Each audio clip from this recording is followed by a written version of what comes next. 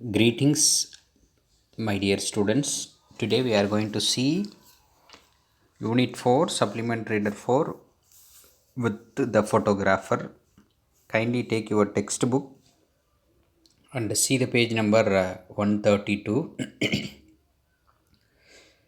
So, with the photographer, which was narrated by Stephen Leacock.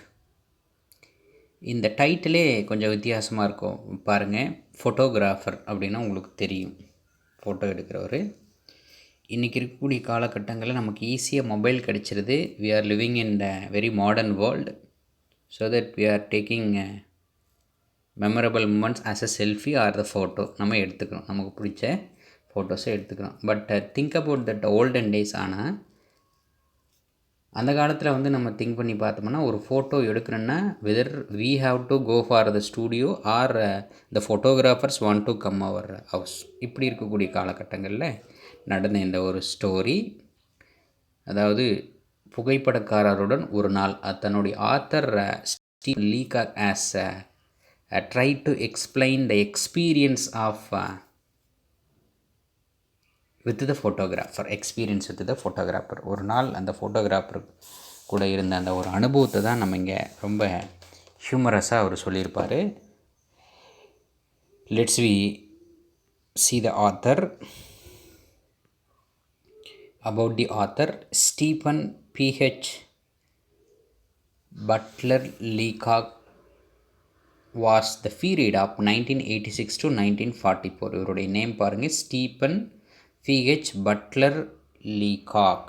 Stephen Leacock அப்படின்னு சொல்லுவோம். இங்கே ஒரு ஐஃபன் கொடுத்து எஃப்ஆர்எஸ்சின்னு கொடுத்துருக்காங்க இல்லையா. Kindly note down the abbreviation of FRSC, fellowship of the Royal Society of Canada.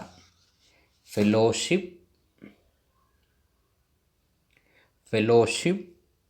Of the Royal Society of Canada. அதாவது இது ஒரு விருது கொடுக்கக்கூடிய ஒரு அமைப்பு. அதாவது இந்த ஒரு எஃப்ஆர்எஸ்சி விருது வாங்கியிருக்கார். He gave a more contribution to the English literature and he got this award, FRSC award. அதனால தான் எஃப்ஆர்எஸ்சின்னே அவர் கூப்பிட்றாங்க. இப்போ இது ஒரு முக்கியமான ஒரு அவார்டு. அதனால தான் அவரோட பேர்லேயே இது ஒட்டிகிட்ருக்கு. இப்போ நம்ம கூட எம்ஜிஆரை சொல்லும்போது நம்ம என்ன சொல்லுவோம், பாரத ரத்னா எம்ஜிஆர்னு சொல்லுவோம். அந்த மாதிரி FRSC is an award. Okay. was a Canadian teacher, political scientist, writer and humorist. So இந்தளவுக்கு he is an multi-talented personality. டீச்சராகவும் இருந்திருக்காரு, பொலிட்டிக்கல் சயின்டிஸ்டாகவும் இருந்திருக்கிறாரு, அரசியலில் வல்லுநராகவும் இருந்திருக்காரு, writer and humorist. Is a great humorist in his time. ரொம்ப நகைச்சுவையாளராகவும் இருந்திருக்காரு. he was educated at Upper Canada College in Toronto. Upper Canada College, டொரண்டோவில் இருக்கக்கூடிய காலேஜில் இவர் படிச்சிருக்காரு. University of Toronto from which he graduated in 1891. டொரண்டோவில் இருக்கக்கூடிய யூனிவர்சிட்டியில் he has got the graduate.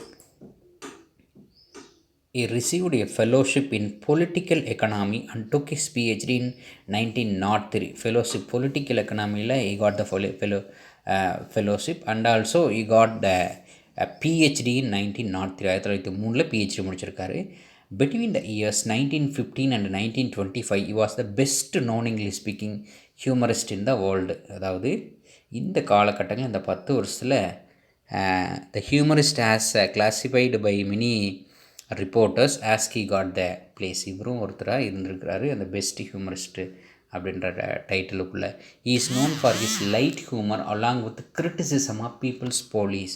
அதாவது ஹியூமர் ரொம்ப நகைச்சுவாக சொல்லுவார். கிரிட்டிசிசம் அதாவது விமர்சனத்தில் பீப்புளுடைய போலீஸ் அப்படின்ற மிஸ்டேக்கன்ஸை ரொம்ப என்ன பண்ணுவாங்கன்னா ரொம்ப வஞ்சகமாக எடுத்து சொல்லக்கூடியதில் is very famous. Then he wrote many works like Sunshine, Sketches of a Little Town, Arcadian Adventures, With the Idle Rich, Economic Prosperity in the British Empire, The Dawn of Canadian History, Moonbeams from the Larger Lunacy, The Unsolved Riddle of Social Justice, My Discovery of England, Wit and Dry Humor are some of his brilliant writings. இது எல்லாமே இவருடைய work. So photo அப்படின்ற ஒரு முக்கியமான ஒரு விஷயத்தை தான் நம்ம ஆரம்பத்தில் பார்த்தோம். இதுக்காகலாம் நம்ம ஃபோட்டோ எடுப்போம்னு சொன்னோம்னா ஒரு மெமரபிள் மூமெண்ட்ஸை கேப்சர் பண்ணி வச்சுக்கிறதுக்கு இட் கிவ்ஸ் த நாஸ்டாலஜினா ஓல்டு மெமரிஸ்னு ஒருத்தங்க கொடுத்துருக்காங்க பாருங்கள், ஓல்டு மெமரிஸ். அது இல்லாமல் அக்கேஷன்ஸ், பர்த்டே பார்ட்டிஸ்க்கு எடுப்போம், வெட்டிங்ஸ் எடுப்போம், இந்த மாதிரி சில இம்பார்ட்டன்ட் அக்கேஷன்ஸ்க்கெலாம் ஃபோட்டோ எடுப்போம்.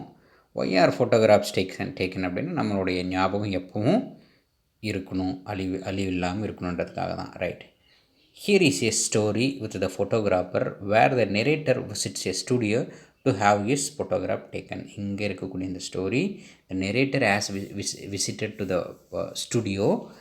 The studio name is Old Lace Studio. இதுதான், கைண்ட்லி நோட் டவுன். இது போகிற அந்த ஸ்டுடியோவோட நேம் என்னது? Old Lace studio. இந்த ஸ்டுடியோவுக்கு தான் ஆத்தர் ஃபோட்டோ எடுக்க போகிறாரு. ஓகேவா? His experience with the professional photographer turns out to be an unforgettable one. ஆனால் ப்ரொஃபஷ்னல் ஃபோட்டோகிராஃபர், ஆனால் அவர் அந்த ஃபோட்டோகிராஃபரும் ரொம்ப கை தேர்ந்த ஒருத்தர்னா அவர் அந்த ஃபோட்டோ எடுத்த அந்த விதம், அவர் ட்ரீட் பண்ண அந்த விதம் எல்லாமே இவரோட லைஃப்பில் அன்ஃபர்கெட்டபிளாக வந்தது அப்படின்றத சொல்கிறாங்க. பார்க்கலாம். I want my photograph taken. I அப்படின்றது here mention Leacock author. I want my photograph taken. நான் என்னுடைய ஃபோட்டோகிராஃப் வேணும்னு சொல்லி எடுக்க போகிறேன். I said. இது யார்கிட்ட சொல்கிறான்னா ஃபோட்டோகிராஃபர்கிட்ட சொல்கிறாரு. The photographer looked at me without enthusiasm. அவர் பார்க்குறாரு, ஒரு சந்தோஷமே இல்லாமல் பார்க்குறாரு என்னைய. யூ நோ தட் ஆல்ரெடி ஃபோட்டோகிராஃபர்லாம் எப்படி இருப்பாங்கன்றது we had also some experience. அது நமக்கு கூட சில எக்ஸ்பீரியன்ஸ் இருக்கும், ஒவ்வொருத்தருக்கும் ஒவ்வொரு எக்ஸ்பீரியன்ஸ் இருக்கும். அப்படியே பார்க்குறாரு. He was a drooping man in a grey suit. Drooping means bending.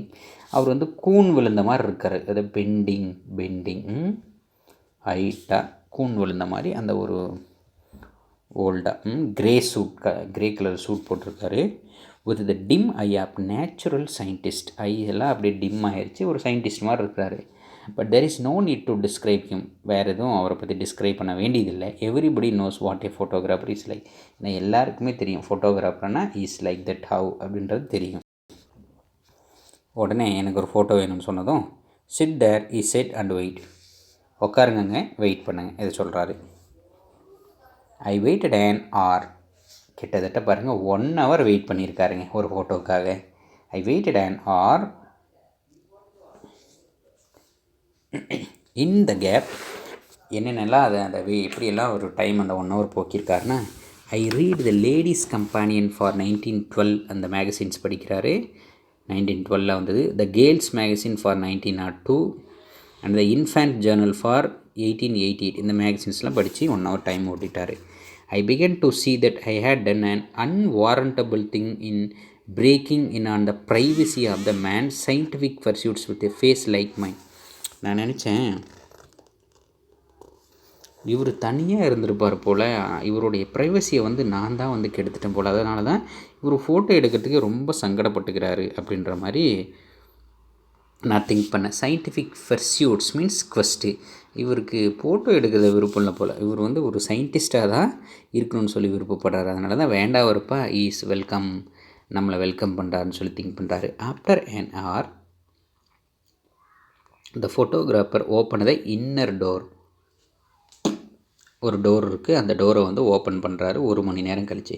Come in is it severely. ரொம்ப கோபமாக, ரொம்ப கடுகடுன்னு பேசுகிறாரு. இப்போ உள்ளே வாங்கன்னு சொல்லிட்டு. I went in to the studio. நான் ஸ்டூடியோக்குள்ளார போகிறேன். அப்போ இதுக்கு முன்னாடி அவர் அந்த இதில் தான் உட்காந்துருக்காரு, முன்னாடி இருக்கக்கூடிய அந்த ஹாலில் தான் உட்காந்துருந்துருக்காரு. ஓகேவா?